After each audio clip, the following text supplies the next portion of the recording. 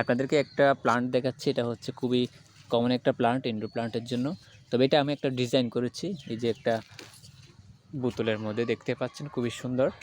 এটা হচ্ছে spider plant. Spider plant থেকে একটা খুঁটি বের হয়েছে, দেখেন কি সুন্দর ফুলগুলা।